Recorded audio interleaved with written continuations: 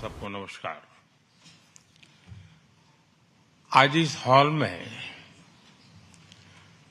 भारत और ऑस्ट्रेलिया की business power और बिजनेस एम्बिशन के दर्शन एक साथ हो रहे हैं। आप सबकी यहां उपस्थिति हमारे शेयर्ड कॉन्फिडेंस और शेयर्ड एस्पिरेशंस का प्रतीक है। आज दुनिया uncertainty, supply chain disruption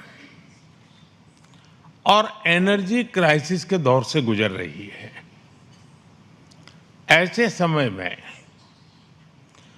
Bharat और ऑस्ट्रेलिया का नेचुरल और ट्रस्टेड पार्टनर के रूप में आगे बढ़ना स्वाभाविक भी है और आवश्यक भी है। बीते वर्षों में हमने दोनों देशों की क्षमताओं के साथ भावी साझेदारी का एक मजबूत फ्रेमवर्क तैयार किया है।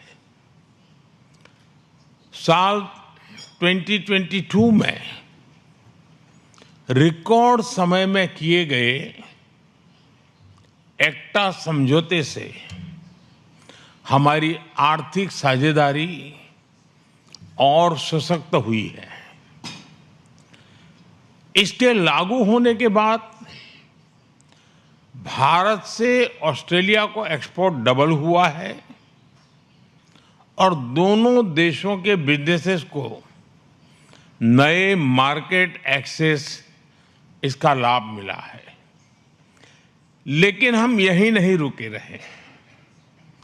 अब हम व्यापक सीका समझौता करने की तरफ आगे बढ़ रहे हैं। इन प्रयासों से दोनों देशों की सरकारों ने एक नया रनवे तैयार किया है। अब इस पर इन्वेस्टमेंट और इनोवेशन का विमान उड़ान भरने के लिए तैयार है और आप सभी को इसे नई ऊंचाई पर ले जाना है। फ्रेंड्स, यहां क्लीन एनर्जी से जुड़ी कई कंपनियां उपस्थित हैं। हम भारत में hydro projects, green hydrogen, solar modules और विंड मिल्स के लिए मैन्युफैक्चरिंग इकोसिस्टम तैयार कर रहे हैं। भारत ने 2030 तक 500 गीगावाट रिन्यूएबल एनर्जी और 2070 तक नेट जीरो का लक्ष्य रखा है। ऑस्ट्रेलिया के टेक्नोलॉजी, कैपिटल और रिसोर्सेज इस ट्रांजिशन को गति दे सकते हैं। कुछ महीनों पहले भारत ने शांति एक्ट से न्यूक्लियर सेक्टर को प्राइवेट कंपनीज के लिए खोल दिया है। हमने 2047 तक 100 गीगावाट न्यूक्लियर एनर्जी का लक्ष्य रखा है। ऑस्ट्रेलिया के विशाल यूरेनियम रिजर्व्स भारत की न्यूक्लियर यात्रा से सीधे रूप से जुड़ते हैं। हमारे लिए इस क्षेत्र में सहयोग बढ़ाने के लिए हिस्टोरिक अपॉर्चुनिटीज हैं। भारत में पोर्ट, एयरपोर्ट, रोड, रेलवे और अर्बन इंफ्रास्ट्रक्चर में ऑस्ट्रेलिया के लॉन्ग टर्म इन्वेस्टर्स के लिए अनेक संभावनाएं हैं। आज भारत में नेशनल हाईवेज लगभग 34 किलोमीटर प्रतिदिन की गति से बन रहे हैं।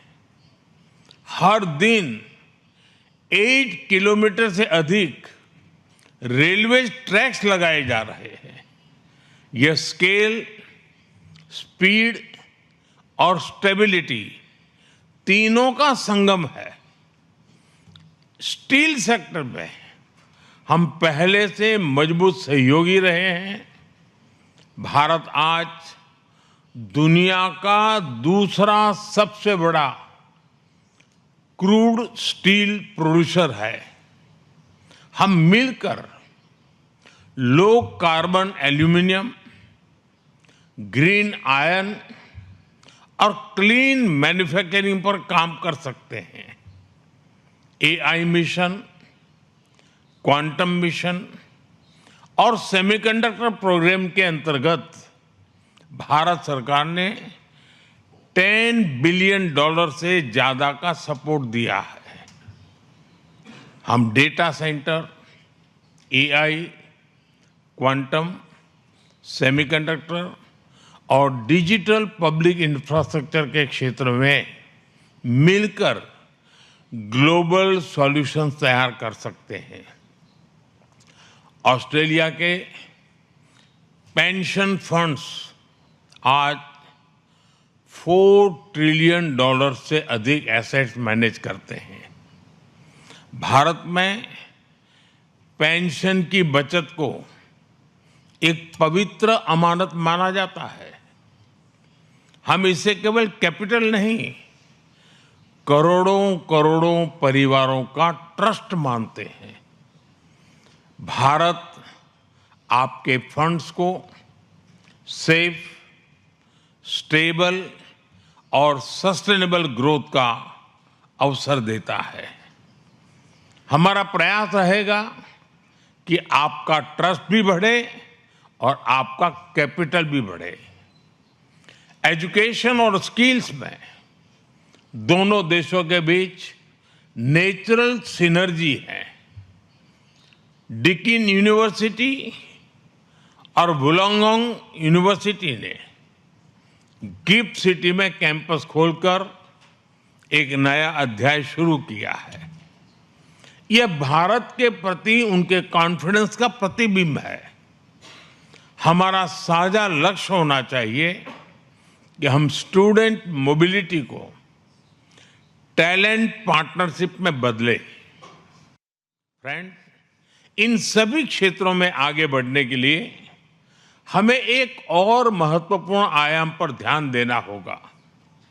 हमारी पार्टनरशिप केवल दोनों राजधानियों या कुछ शहरों तक सीमित नहीं रहनी चाहिए। हमें हमारे राज्यों, छोटे बड़े शहरों, विश्वविद्यालयों, उद्योगों, सभी के स्टेक होल्डर्स बनाना होगा। वेस्टर्न ऑस्ट्रेलिया की क्रिटिकल मिनरल स्ट्रेंथ, उसको हम उड़ीसा और गुजरात की मैन्युफैक्चरिंग कैपेबिलिटी के साथ जोड़ सकते हैं। क्वींसलैंड और टेस्मेनिया की क्लीन एनर्जी और एग्रीकल्चर एक्सपर्टीज, पंजाब और तमिलनाडु और आंध्र प्रदेश के रिन्यूएबल कॉरिडोर्स और फूड प्रोसेसिंग इकोसिस्टम को नई गति दे सकते हैं। न्यू साउथ वेल्स और विक्टोरिया की फाइनेंस, एजुकेशन, मेडिकल टेक और इनोवेशन इकोसिस्टम महाराष्ट्र, कर्नाटका, तेलंगाना के साथ मिलकर ग्लोबल सॉल्यूशंस बना सकते हैं। साउथ ऑस्ट्रेलिया की डिफेंस, स्पेस और मैन्युफैक्चरिंग कैपेबिलिटी उत्तर प्रदेश और केरलम के साथ नए अवसर बना सकती है। मेरा सुझाव है कि हम आने वाले समय में कुछ फोकस स्टेट टू स्टेट और सेक्टर टू सेक्टर पार्टनरशिप की पहचान करें और उन्हें आगे ले जाने के लिए रणनीति बनाए। फ्रेंड्स, लोकतांत्रिक मूल्यों और इंडो पैसिफिक साझा विजन के आधार पर हमारे बीच गहरा स्ट्रेटेजिक कन्वर्जेंस बना है। हम अपनी बिजनेस पार्टनरशिप को नई ऊंचाइयों पर ले जाने के लिए प्रतिबद्ध है। इस प्रयास में आप सभी की भूमिका बहुत महत्वपूर्ण है। मुझे विश्वास है कि आज का ये संवाद नए आइडियाज, नई पार्टनरशिप्स और नए कमिटमेंट्स को जन्म देगा। मैं फिर एक बार प्रधानमंत्री जी का इस कार्यक्रम के लिए समय निकालने के लिए उनका हृदय से आभार व्यक्त करता हूं और आप सभी को बहुत बहुत शुभकामनाएं। धन्यवाद।